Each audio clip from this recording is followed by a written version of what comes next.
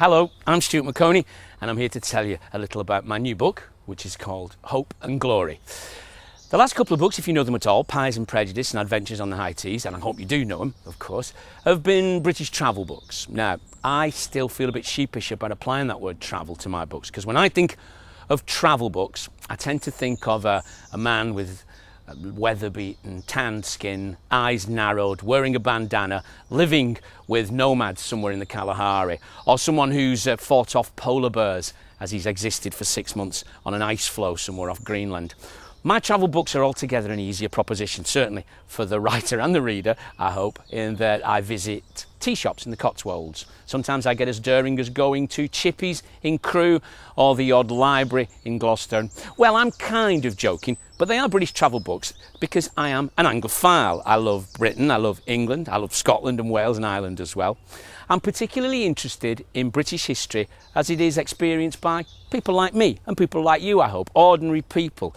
The Britain I live in has been shaped by not kings and queens by and large, and not by battles and beheadings either, but by songs and strikes and meals and politics and arguments and television programmes.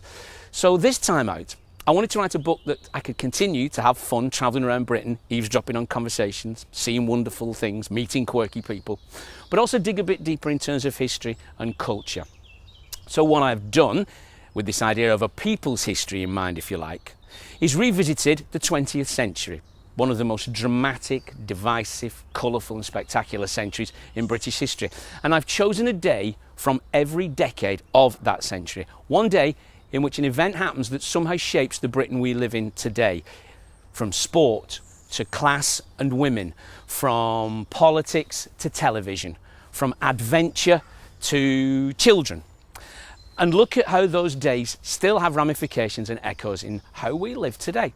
And this is where the book begins, almost literally in a place called Boggart Hole Clough in urban Manchester. It's a bit of greenery right in a densely packed bit of the city, and its significance is that if you've been here 130 years ago on a Sunday morning, you have heard the clamour of voices. It's where the modern Labour Party held some of its initial meetings, and it's also where Emmeline Pankhurst and the first few pioneering suffragettes came, often in the face and the teeth of strong resistance and opposition from young men, to proclaim the belief that women should have the vote. So here, just in a quite ordinary corner of Manchester, things happened that changed the world you live in today. And I hope that's the spirit of Hope and Glory.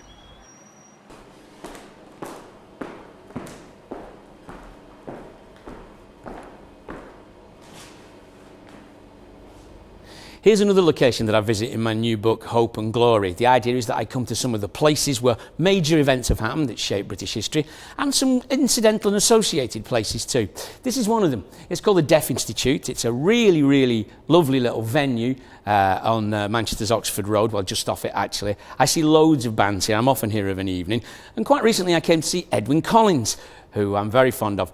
And the drummer in his band is a nice guy. I got talking to him backstage afterwards, and we talked about our mutual experiences of 1977, the year when some people got out the trestle tables and the pork pies and the Victoria sponges and the bunting, and some other people spent their time running through the streets causing havoc and trying to overthrow the government or something like that.